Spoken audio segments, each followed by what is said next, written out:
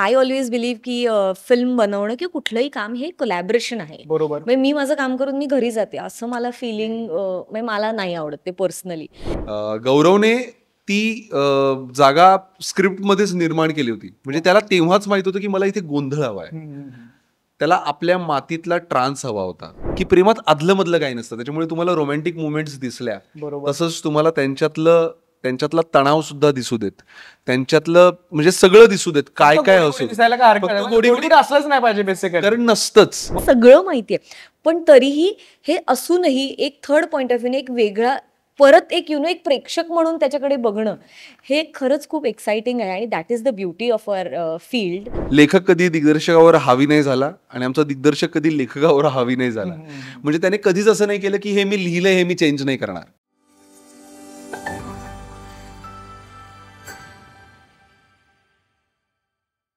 कवी मंगेश पाडगावकरांची खरंच खूप सुंदर कविता आहे. प्रेम म्हणजे प्रेम असतं, तुमचं आमचं सेम असतं. ही कविता सगळ्यांनाच ठाऊक आहे आणि सगळेच लोकांना तोंडपाठ बोलण्यापेक्षा सगळे लोक या कवितेला घेऊन परिचयाचे आहेत. पण आत्ताच्या काळामध्ये मित्रांनो की आत्ताच्या एका अशा जनरेशनसाठी ही कवितेमधले काही ओळी आपण चेंज केल्या तर खरंच खूप सुंदर होईल. आणि त्या ओळी अशा असतील की प्रेम म्हणजे प्रेम असतं. प्रेमात एक खूप चांगला असा सिनेमा सुद्धा येतो. त्या प्रेमातली एक तीच टॅगलाईन आहे की प्रेम म्हणजे प्रेम असतं, प्रेमात अदलं मधलं असं काहीच नसतं. म्हणजे येतो की आत्ताच्या जनरेशनसाठी ही जी नवीन ओळख आहे ना, ती आपण ऍड केली तर काहीच फरक नाही पडत. कारण का जसं टीजर बघितलं, ज्या टीजरमध्ये ललितचा जो ऑरा दिसतोय आम्हाला की करायचंय तर आरपार करीन आणि जे वाटेल ते करायला तयार आहे. कारण का आत्ताची जनरेशन ना तशी आहे असं बोलत नाही, पण त्या जनरेशनला त्या गोष्टीची जाणीव होणं गरजेचं आहे. आरपार घेऊन येतं आमच्यासाठी. 12 तारखेला सिनेमा येतोय. मित्र बोलेन की ज्या पद्धतीने गाणं आपलं खरंच खूप गाजत आहे 36 गुण, तसे तुमच्या मैत्रिणीचे 36 गुण आधीच जुळलेले आहेत. त्यातल्या त्यात 12 सप्टेंबरला वाढदिवस सुद्धा एकत्र येतो आणि त्याच दिवशी आपला चित्रपट रिलीज होतोय. हे 36 गुण चित्रपटाच्या निमित्ताने जुळले की आधीपासून तसेच होते? ललित काय सांगशील? नाही, आधी आमची ओळख नव्हती, म्हणजे अशी मैत्री नव्हती आमची, फक्त तोंड ओळख होती. पण सिनेमाच्या निमित्ताने आम्ही भेटलो तेव्हाच आम्ही क्लिक झालो किंवा आमची एनर्जी मॅच झाली. मला वाटतं बऱ्याचशा गोष्टी, मेन सगळ्यात महत्त्वाचं म्हणजे कामाबद्दलची आस्था, एनर्जी, सिन्सिअरिटी, ह्या सगळ्या गोष्टी मॅच झाल्या. त्याच्यामुळे इंटेन्शन आमचे क्लिअर होतं की काम करताना आपल्याला काय करायचं आहे. आम्ही पहिल्यांदा एकत्र काम करत होतो, जे आम्ही बऱ्याच दिवसांपासून वाट बघत होतो की एखादं कुठलं तरी चांगलं स्क्रिप्ट येईल ज्याचा आम्ही भाग होऊ आणि असं काहीतरी काम करायला मिळेल. पण हे स्क्रिप्ट आम्हाला पहिल्यांदा मिळालं, हे मला वाटतं की हे परफेक्ट आहे, हे परफेक्ट झालंय. त्याच्यामुळे जसं तुम्ही म्हणाला की 12 सप्टेंबर आमच्या दोघांचाही वाढदिवस, त्याच दिवशी सिनेमा रिलीज, हे जसं जेवढं परफेक्ट आहे तेवढंच परफेक्ट हे स्क्रिप्ट आमच्या दोघांसाठीही होतं. म्हणजे असं बोलत हरकत नाही होता की ज्या पद्धतीने आपलं गाणं आहे 36 गुण, तसे तुमचे सुद्धा गुण एका पद्धतीने एक जुळतच गेले असं बोलत हरकत नाही. मला तुला विचारायला आवडेल की कन्नीनंतर आपण आता भेटतो, कारण कन्नीला आपण खरंच खूप चांगला स्ट्रगल करून तिकडे आपण प्रमोशन केलं होतं त्या पूर्ण जहाजावर. आरपारच्या निमित्ताने आता पुन्हा एक नवीन फ्रेश जोडी मित्र बोलेन. कारण का ना, एक असतं की जरा नवीन चेहरे बघायला मिळाले किंवा नवीन जोडी बघायला मिळाला ना, तर ऑडियन्सला सुद्धा तो रिकॉर्ड होतो अरे हा बाबा हे दोघं सुद्धा चांगले दिसतात सोबत पेअरमध्ये. जेव्हा येतं आपल्याला की आपल्याला सिनेमा करायचा आणि सिनेमामध्ये ललित प्रभाकर या अभिनेत्याचं नाव येतं, कशी होती फिल्म, काय सांगेल? कारण का महाराष्ट्रातल्या सगळ्या मुलींना त्यांनी वेळ लावलेला आहे, त्याच्यामध्ये काय वादच नाहीये. आणि ललित महाराष्ट्रातल्या सगळ्या मुलांना ऋताचा वेळ आहे, त्याच्यामध्ये सुद्धा काय वाद नाहीये. ऋता काय सांगशील? नाही, खूप काळापासून ललित बरोबर काम करायचंच होतं, पण ह्या आधी तशी अपॉर्च्युनिटी कधी आली म्हणजे आली होती, पण समहाव कधी माझ्याकडून वर्कआउट नाही झालं, ललितकडून वर्कआउट नाही झालं. पण लाईक वी ऑलवेज से की the time has to be right. बरोबर. आणि इन आपल्या case I think the project has to be right. आणि आय एम सो ग्लॅड की तो प्रोजेक्ट आरपार ठरला. कारण ज्या पद्धतीने लोक रिस्पॉन्स देत आहेत टीझरला किंवा लाईक यू सेड आता 3 गाणी आले आमचे, टायटल सॉन्ग आलंय, त्याच्यानंतर 36 गुण, गोंधळ. आणि गोंधळमध्ये तर ललित हॅज परफॉर्म, मी त्याच्यावर येणारच आहे. म्हणजे आणि त्या शूटच्या वेळेस मी नव्हते, कारण ऑब्व्हियसली त्याचं प्रायमरीली ते होतं. तर मी पण असं पहिल्यांदा बघितलं, मी म्हटलं, कारण आपण त्या प्रोजेक्टचा पार्ट असतो, पण तरीही we are very much more excited की आपण ज्या सीन्समध्ये तेव्हा ते कसं टर्न आउट होतंय, कसं होतंय. Because it is as a whole, म्हणजे आय ऑलवेज बिलीव्ह की फिल्म बनवणं किंवा कुठलंही काम हे कोलॅबरेशन आहे. बरोबर. म्हणजे मी माझं काम करून मी घरी जाते असं मला फिलिंग, म्हणजे मला नाही आवडत ते पर्सनली. तर आय वॉज, म्हणजे ललितचं नाव कळल्यावरच काय, म्हणजे मी पहिल्यांदा फिल्म ऐकली तेव्हाच गौरव म्हणाला होता की ललित आहे डोक्यात आणि तू आहेस डोक्यात, तेव्हाच आय वॉज व्हेरी एक्सायटेड. फक्त आय वॉज नॉट शुअर हा नक्की करेल की नाही, कारण हा म्हणतो करेल आणि पण मग असं होत नाही कधी कधी. ते लाईक हा करतोय ना नक्की असं. पण आता असं झालं की त्याचं तो फिक्सच होता, मग नंतर मी आले, त्यामुळे आय वॉज ग्लॅड की अच्छा आता हा कुठे जात नसतो वगैरे असं. नाही, जसं तू विषय काढलास ना की 3 गाणी आउट झाले, त्याच्यामध्ये टायटल असेल, गोंधळ असेल, 36 गुण असेल. मला त्या गोंधळाबद्दल विचारायचं, कारण का ना लव्ह स्टोरी जेव्हा येते ना कोणत्याही चित्रपटामध्ये, तेव्हा ना गोंधळ वगैरे ही पद्धतीची गाणी नसतात. तेव्हा दरवेळेला अशी गो ऑन द फ्लो वाले जरा गोडे गोडे, मग कुठेही थोडा ब्रेकअप वगैरे झालं असेल तर विरह गाणे वगैरे असतात. पण हे गोंधळ गाणं आमच्यासाठी सुद्धा सरप्राईज होतं. मला ललित तुला विचारायला आवडेल की एक असतं ना की बाबा हा लव्ह स्टोरीवर आधारित किंवा प्रेम या विषयाला धरून आपला चित्रपट असणार आहे, पण त्याच्यामध्ये अचानक एक गुगली पडते आणि सोशल मीडियावर आम्हाला गोंधळ बघायला मिळतो, तो सुद्धा ललित त्या पूर्ण पेहरावामध्ये आहे. काय सांगशील त्याबद्दल? त्याचं सगळं श्रेय जातं आमचं दिग्दर्शक जे आहेत गौरव पत्की आणि आमचे म्युझिक डिरेक्टर जे आहेत गुलराज सिंग, या दोघांनाही. गौरवने ती जागा स्क्रिप्टमध्येच निर्माण केली होती. म्हणजे त्याला तेव्हाच माहित होतं की मला इथे गोंधळ हवा आहे. त्याला आपल्या मातीतला ट्रान्स हवा होता, की जे आत्ताची जनरेशन जी एक ट्रान्स म्युझिक आणि जे ट्रिपी काहीतरी एक हे करते, तर त्याला आपल्या मातीतलं काहीतरी ट्रिपी असेल असं गाणं हवं होतं. आणि तो म्हणाला मला इथे जागरण गोंधळच हवाय इथे आपला. की किती सुंदर त्याने ती सिच्युएशन वापरली आहे तिथे, की जे काही झालंय त्या प्रेमातला जो काही ब्रेकअप असेल किंवा दुरावा असेल, आणि ती व्यक्ती देवीला साकडं घालते, बरोबर, की मला या दुःखातनं बाहेर काढ, मी तुझ्यासाठी वाटेल ते करीन. म्हणजे देवीकडे साकडं घातलं जातं की मला ही व्यक्ती भेटली पाहिजे, पण हे साकडं वेगळं आहे, की वेगळं साकडं आहे की मला या दुःखातनं बाहेर काढ, मी तुझ्यासाठी वाटेल ते करीन, मला पार कर याच्यातनं, मला याच्यातनं पार कर. आणि गुलराज सिंग सारखा इतका हरहुन्नरी, इतका हुशार संगीत दिग्दर्शक या फिल्मला आम्हाला लाभलाय, की त्याने इतक्या वेगवेगळ्या पद्धतीची गाणी केली आहेत या सिनेमासाठी. म्हणजे पहिलंच गाणं आपण बघितलं जे आर पार आहे, जे शंकर महादेवन यांनी गायलेलं आहे, जितेंद्र जोशी यांनी लिहिलेलं आहे. असं कुठल्या कुठे काय एक वेगळ्या पद्धतीचं एक रोमॅन्टिक गाणं आहे. बरोबर. त्याच्यानंतर जागरण गोंधळ सारखं पण गाणं येतं. त्याच्यानंतर मग एक लग्नातलं गाणं येतं जे अवधूत गुप्तेंनी गायलेलं आहे. जागरण गोंधळाबद्दलची आणखीन एक महत्वाची बाब म्हणजे गणेश चंदनशिवे जे आहेत त्यांनीच लिहिलंय आणि त्यांनीच ते गायलं सुद्धा आहे, आणि त्यांचा हातखंडा आहे याच्यातला. त्याच्यामुळे आपण अशीच माणसं निवडत होतो की ज्याच्यामध्ये हातखंडा आहे, की त्यांनी जागरण गोंधळ म्हटल्यावर ते प्रोफेसर सुद्धा राहिलेत, त्यांनी या गोष्टी शिकवल्या सुद्धा आहेत लोकांना. तर त्यांनी परफॉर्म सुद्धा केलंय या गाण्यामध्ये, त्यांनीच ते गायलं सुद्धा आहे, त्यांनीच ते लिहिलं सुद्धा आहे. तर मला वाटतं हा थॉट जो आहे ना, या आत्ताच्या जनरेशनला ते म्युझिक म्हणून पण चेंज करणार आहे, नक्कीच विचार म्हणून पण चेंज करणार आहे. ही गरज आहे आत्ताच्या काळाची, जी आमची टीम पूर्ण प्रयत्न करते पूर्ण करायची. टीजर बद्दल विचारायला आवडेल तुम्हाला दोघांना, की जेव्हा टीजर येतो ना एखाद्या लव्ह स्टोरीचा, तेव्हा ना त्याच्यामध्ये काही गोष्टी या गोडी गोडी असतात आणि काही गोष्टी थोड्या अप्स अँड डाऊन्स असतात. पण ह्याच्यामध्ये सुरुवातीपासून एंड पर्यंत ना फक्त रिव्हेंज असतो, किंवा असं बोलतो ना की मला करायचंच आहे भाई, काय ना काहीतरी करायचं. म्हणजे थोडं मी असं नाही बोलत की खूप जास्त प्रमाणात टॉक्सिसिटी दिसते, पण थोडं प्रमाणात दिसतं की भाई मला आता इथून निघायचं आहे, तुम्हाला मिळवायचं तर मिळवायचंच आहे. हा ना आम्हाला संभ्रम असेल असं माहिती नाही, कारण का ट्रेलरमध्ये काहीतरी वेगळं असेल एवढं तर नक्कीच आहे. कारण का टीजर हा फक्त असाच असतो की बाबा विचार करा तुम्ही, पण ते तसं असणार आहे की नसणार आहे का, तसं काय सांगतो? आमची जी टॅगलाईन आहे इथे वरती तुम्हाला दिसेल, प्रेमात अदलमधलं काही नसतं, तेच आम्हाला या सिनेमातनं म्हणायचंय की प्रेमात अदलमधलं काही नसतं. त्याच्यामुळे तुम्हाला रोमॅन्टिक मुवमेंट्स दिसल्या, तसंच तुम्हाला त्यांच्यातला तणाव सुद्धा दिसू देत, त्यांच्यातलं म्हणजे सगळं दिसू देत, काय काय असू असलंच नाही पाहिजे बेसिकली, कारण नसतंच. बरोबर. सुरुवातीचे 9 दिवस असतात फक्त, ते नंतर मग अरे यार जा रे, तर असं कधीच नसतं. ते जे आहेत ते सगळे रस, सगळे भाव नीच परिपूर्ण होतं प्रेम. आणि ते सगळे भाव जर आम्ही दाखवले नाहीत, ते पकडले नाहीत, मग ते आत्ताच्या जनरेशनला पण रिलेट कसं होतं, बरोबर, ते खरं कसं वाटणार. बरोबर. तर जे तुम्ही टीजरमध्ये बघितलं ते आणि त्याच्यापेक्षा जास्त तुम्हाला ट्रेलरमध्ये, आणि त्याच्यापेक्षा जास्त आणि त्याच्यापेक्षा अजून वेगवेगळ्या भावना, रस तुम्हाला सिनेमात बघायला मिळतील. मला तुझ्याकडून सुद्धा या प्रश्नाचं उत्तर ऐकायला आवडेल, कारण का एक असतं ना की एक अभिनेता जेव्हा आपल्या टीजरकडे बघतो तेव्हा त्याचा दृष्टिकोन वेगळा असतो, आणि अभिनेत्री जेव्हा बघते टीजर तर त्याचा दृष्टिकोन वेगळा असतो. अभिनेत्री म्हणून नाही तर एक प्रेक्षक म्हणून जेव्हा तू आपला टीजर बघितलास सिनेमाचा, तेव्हा एक प्रेक्षक म्हणून तुझ्या मनामध्ये काय भावना होती? अरे आम्ही केलेलं काम तर परफेक्टच झालंय, पण आता प्रेक्षक म्हणून मी बघताना मला काहीतरी वेगळं दिसतं याच्यामध्ये, काय सांगशील त्याबद्दल? ऍक्च्युली कालच आम्ही आमचा ट्रेलर पाहिलाय फर्स्ट कट. Very good. आता मी अजून आम्हाला बघायला मिळालं नाही, खूप खंत आहे आमची की का अजूनपर्यंत बघायला मिळालं नाही. लवकर असं झालं. लवकर लवकरच लवकरच. पण मी आता तेच म्हणणार होते की एक साधारण 10-15 म्हणजे ललितने तर खूप जास्त वेळा बघितली असेल फिल्म, पण मी सुद्धा एक 10 वेळा बघितली आहे. म्हणजे तरीही मला ट्रेलर बघताना मला असं झालं की हा म्हणजे असं.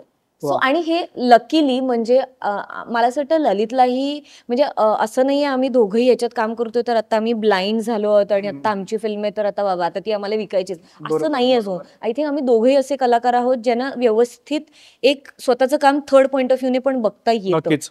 हे मला असं जेन्युअनली वाटतं. त्यामुळे मला असं वाटतं की कुठले म्हणजे टीजर जेव्हा आला, आता मला गोष्ट माहिती आहे, हो आम्हीच ते केलेलं आहे, बरोबर. तरीही तो एक ट्रेलर बघून असं होतं की यार हे किती स्मार्टली केलंय, हे किती. सो आता ते तुम्हाला बघितल्यावर कळेल. सो बरोबर, मला असं वाटतं हीच ताकद आहे ह्या प्रोजेक्ट मध्ये असलेल्या माणसांची. फैजल सरांनी ज्यांनी फिल्म आमची एडिट केली आहे त्यांनीच ट्रेलर कापलाय. आता त्यांनी पण म्हणजे झाले तर महिने ते बरोबर, एडिटवर बसलेले आहेत, त्यांनाही सगळं माहिती आहे. पण तरीही हे असूनही एक थर्ड पॉईंट ऑफ व्ह्यूने एक वेगळा परत एक एक प्रेक्षक म्हणून त्याच्याकडे बघणं हे खरंच खूप एक्साइटिंग आहे. आणि that is the beauty of our field I feel. आणि आय एम रिअली एक्साइटेड की कधी लोकांसमोर ट्रेलर येतोय, कारण टीजरला मला खूप अमेझिंग रिस्पॉन्स सुंदर, आलाय, खूप सुंदर. खूप ऑर्गॅनिक आणि अमेझिंग रिस्पॉन्स आलाय.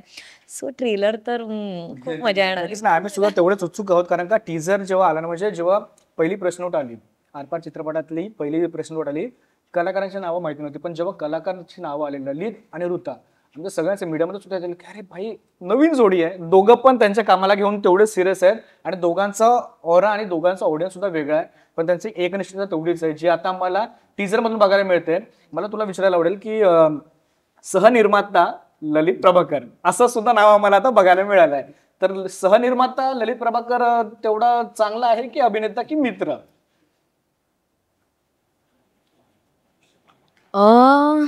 बापरे. नाही, मला जेन्युअनली हे वाटतं की तो माणूस म्हणूनच चांगला आहे, नक्कीच. त्याच्यानंतरच ते पुढचं तुम्ही सगळं करू शकता. म्हणजे त्याचा कोर इतका प्युअर आहे ना आणि त्याचा इंटेंट इतका ऑनेस्ट आहे की तो मित्र म्हणून तर आहेच म्हणजे आणि ऍक्टर म्हणून तर डेफिनेटली, कारण मी आधीपासूनच मी त्याचं काम फॉलो केलेलं आहे आणि मला त्याचं सगळ्यात जास्त आवडतं ते पॅशन आणि सिन्सिअरिटी ही खूपच आउटस्टँडिंग आहे. म्हणजे तुम्हाला भीती वाटावी इतकी आहे की अरे आपण कमी, हा जी आपण कमी नाही ना पडत आहोत, अरे आपण पण म्हणजे आपल्यामुळे नुकसान होत नाहीये ना, कारण when you are doing a collaboration तेव्हा कोणीही सगळ्यांना ऑन टोज राहणं गरजेचं आहे. म्हणजे एक मग आता हा करतोय ना मग मी जरा बॅक, हे नाही चालू शकत, कारण ते प्रोजेक्ट हॅम्पर करतं. तर त्याला बघून हे इन्स्पायर व्हायला होतं की नाही हे आपण केलं पाहिजे, हे आपण केलं, एवढं तो पुश करतोय ना तर आपण थोडं तर करूच शकतो. बरोबर. So that is the best part about him, कारण तो स्वतः ग्रो होत नाही तर तो त्याच्या टीमला बरोबर घेऊन ग्रो होतो. That is the beauty of his nature, his work ethics.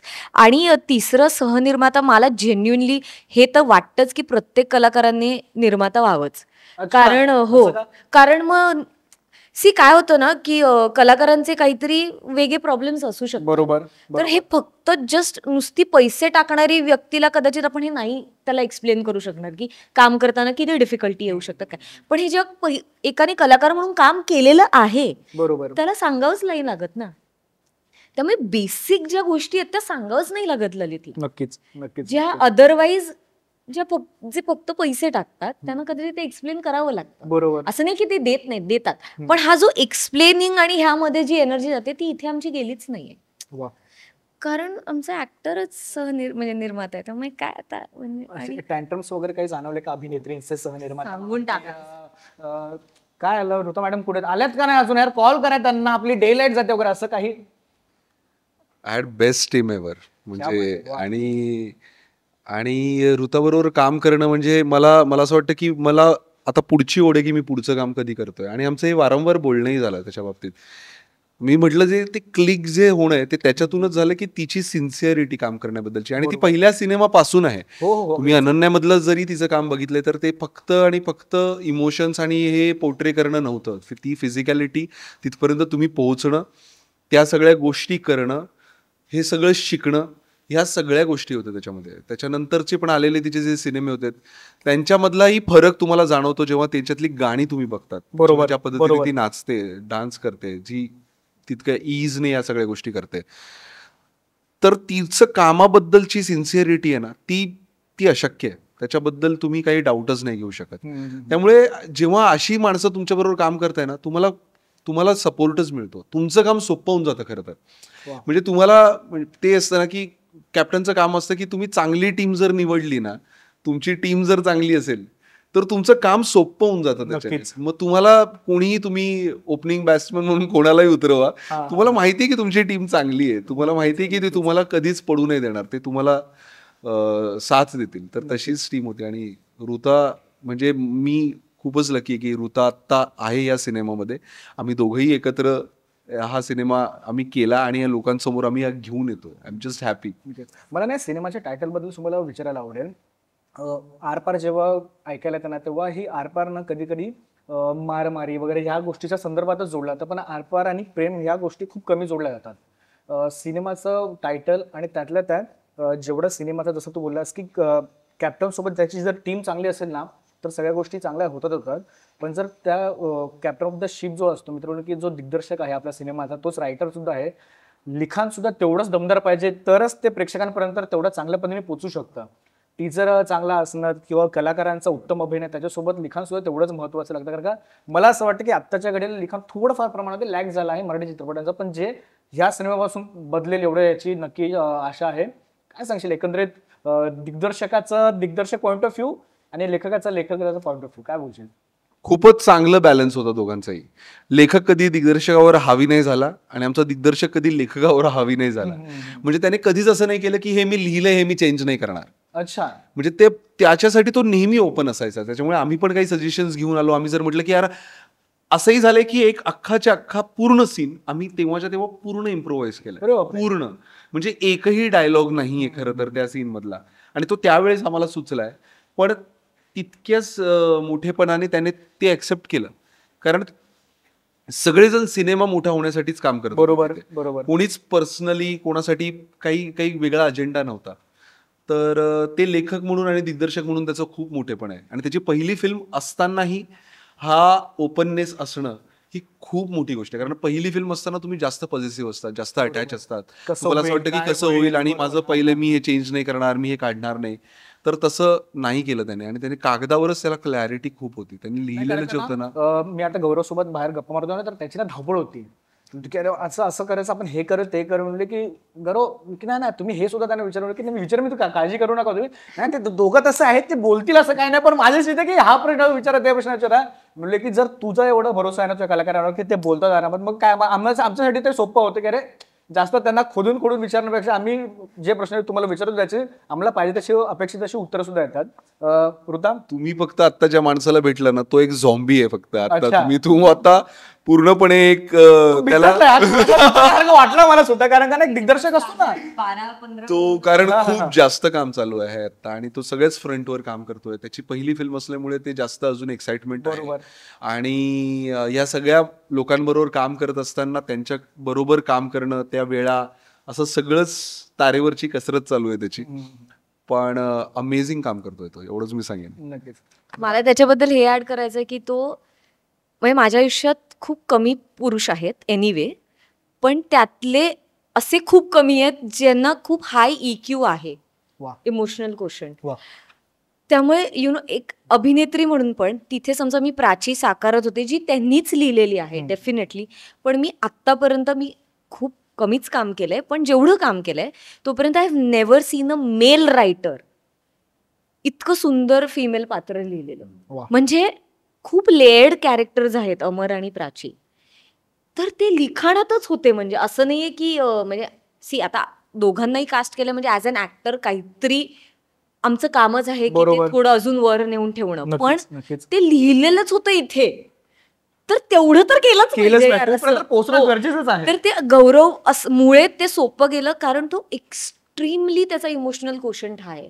म्हणजे समजा मी त्याला हे सांगितलं ना की नाही पण मला आता असं वाटतं की ऍज अ मुलगी मला हे वाटतंय, तर त्याच्याकडून का हा कधीच नाही आलाय. ओके, अच्छा, या गोष्टी सुद्धा ओके विचार ना? करूया. हा, हे करू शकतो. दिस इज बरं. तो त्यांनी लिहिली पण आहे फिल्म, म्हणजे कुठेही हे नाही की आता मी लिहिलंय म्हणजे हे करच, हेच झालं पाहिजे असं नाही. हे त्यात पण हा त्याचा मुळातच माणूस म्हणूनच अप्रोच नाहीये.